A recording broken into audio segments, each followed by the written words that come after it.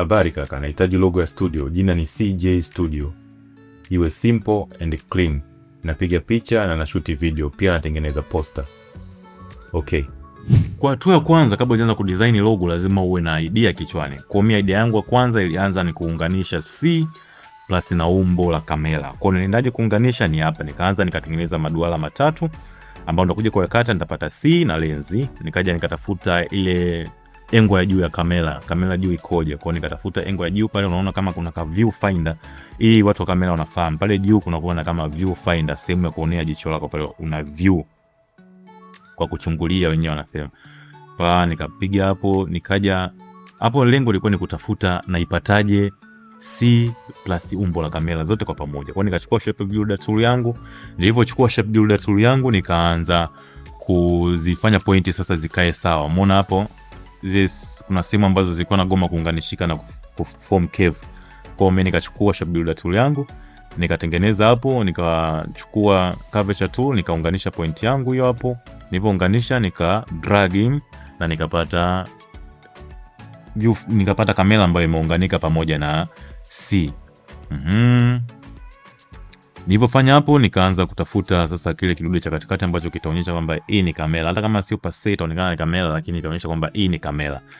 Then nikatengeneza duara langu hilo na nikaweka reflection ya katikati kuonyesha kwamba hii ni duara na reflection yake ni kama lens. Lens lazima ina reflection 2, 3 au unakuendelea, tegemea na amount of light ambayo ipo. Kwa nikaja nikachukua pen tool yangu then nikaanza kudesign J.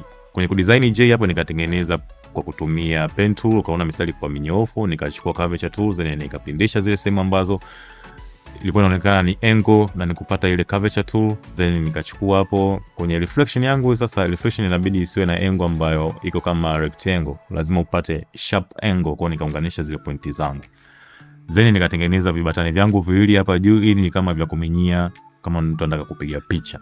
Kwa mbali unaanza kuona ni kamera ambayo inaanza kukamilika, plus C plus J zote zinaonekana hapo. Then nikachukua nikasema C yangu hii niipe kama kaumbo fulani hivi, kama ni kitu ambacho kilitaka kunja, afu ikatengeneza shape nyingine ambayo yote inakuwa ni shape moja, kwa ni rangi. Kwa cha msingi kwenye logo ni kutengeneza kile kitu ambacho akitaleta maswali mengi kwenye jamii au kwenye biashara husika kulingana na yeye na wateja wake. Kwa hiyo lazima vitu viendane.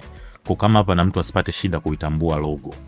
Ukitengeneza vitu ambavyo vinakuwa sasa, watu wengine siku hizi na AI wanatengeneza mabango, sio logo. Logo lazima iwe simple na ilete maana. Ndio maana ukiangalia kampuni kubwa ziko na logo simple na zinaleta maana na zina sell amount of hela nyingi sana. Kwa hiyo kaona hapo nikapiga rangi zangu nyekundu na nyeusi kutengeneza muonekano mzuri na combination ambayo nilipenda. Ni kama mteja ya kunipa rangi, lakini mimi nikasema combination hii itamletea kitu kizuri kulingana na kazi yake. Kwa hiyo nikaweka hapo CJ ikakamilika. Ukiangalia mwenyewe CJ inaonekana na lens na camera. Kwa logo haina shida.